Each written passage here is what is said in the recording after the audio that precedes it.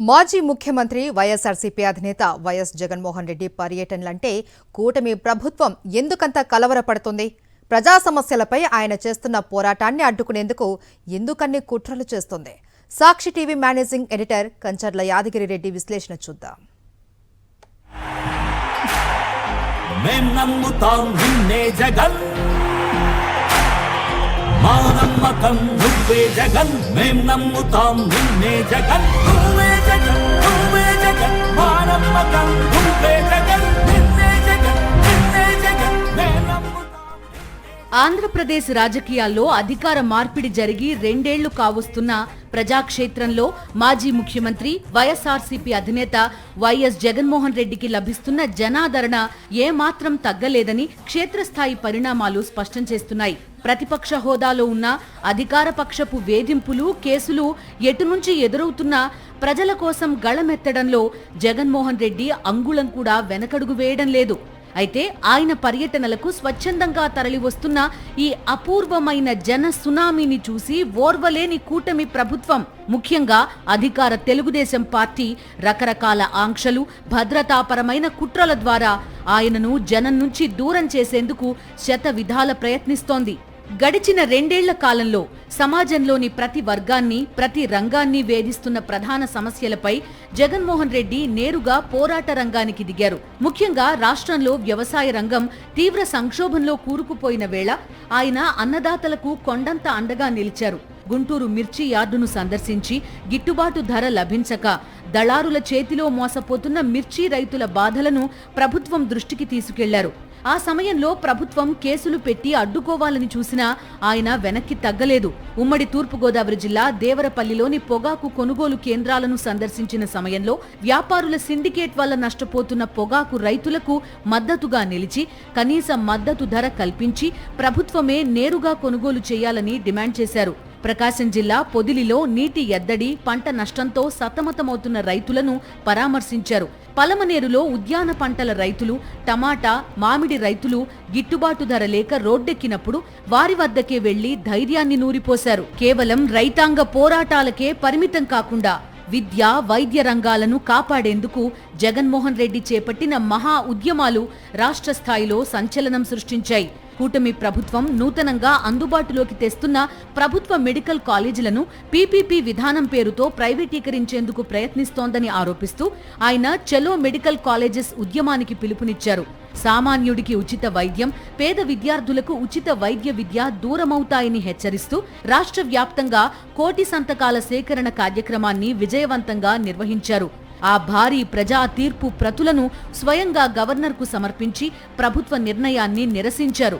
నిరుద్యోగ యువత, విద్యార్థుల పక్షాన నిలిచి డిఎస్సి నియామకాల్లో చోటు చేసుకున్న అక్రమాలు, ప్రశ్నపత్రాల లీకేజ్ వ్యవహారంపై విచారణ జరిపించాలని డిమాండ్ చేశారు. జగన్ హయాంలో అందించిన విద్యా దీవెన, వసతి దీవెన నిధుల బకాయిలను తక్షణమే విడుదల చేసి విద్యార్థులను ఆదుకోవాలని నిరసనలు చేపట్టారు. విజయవాడలో వరదలు సంభవించినప్పుడు అధికార యంత్రాంగం కంటే ముందే బురద నీటిలోనే పర్యటించి బాధితులకు భరోసానివ్వడం నుంచి విశాఖపట్నం, కడప, తిరుపతి వంటి ప్రాంతాల్లో బాధిత కుటుంబాలను పరామర్శించడం వరకు ప్రతి పర్యటన ప్రజా సంక్షేమంతో ముడిపడినదే. వైఎస్ఆర్సీపీ కేంద్ర కార్యాలయం రోజు రాష్ట్రంలోని నలుమూలల నుంచి తమ సమస్యలు చెప్పుకోవడానికి వచ్చే బాధితులు, రైతులతో కిటకిటలాడుతోంది. ప్రజలు తమ వద్దకు రావడమే కాకుండా స్వయంగా ప్రజల వద్దకే వెళ్తూ నేనున్నాను అనే భరోసా జగన్ ఇస్తుండడం అధికార పక్షానికి మింగుడు పడడం లేదు. తమ ప్రభుత్వ హయాంలో అందించిన రైతు భరోసా, సకాలంలో ధాన్యం కొనుగోలు, ఉచిత పంటల బీమా వంటి సంక్షేమ పథకాలను గుర్తు చేస్తూ ప్రస్తుత ప్రభుత్వ వైఫల్యాలను ఆయన నిలదీస్తున్నారు.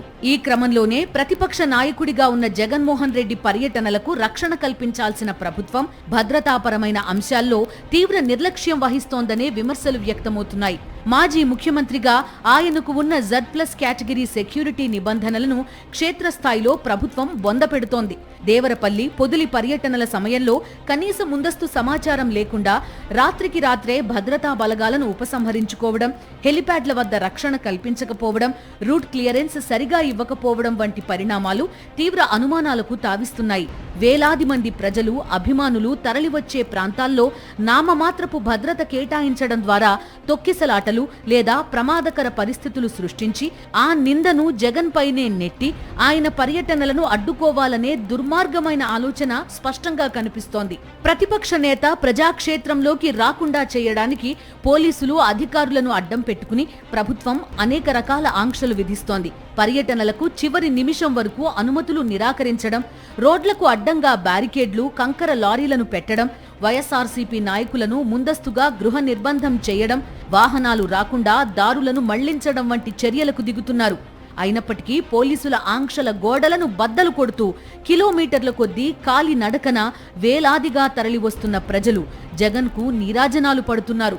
అటు అధికార పార్టీకి అనుకూలంగా వ్యవహరించే ఎల్లో మీడియా జగన్ జనాదరణను తగ్గించి చూపించేందుకు నిరంతరం అబద్ధపు కథనాలను ప్రసారం చేస్తోంది. భద్రతా లోపాలను కప్పిపుచ్చి జగన్ వైపే వేళ్లు చూపించడం, రైతులు, విద్యార్థుల నిజమైన సమస్యలను పక్కదారి పట్టించడం పరిపాటిగా మారింది. అయితే క్షేత్రస్థాయిలో నిజాలు చూస్తున్న ప్రజలు ఈ దుష్ప్రచారాన్ని ఏమాత్రం నమ్మడం లేదు.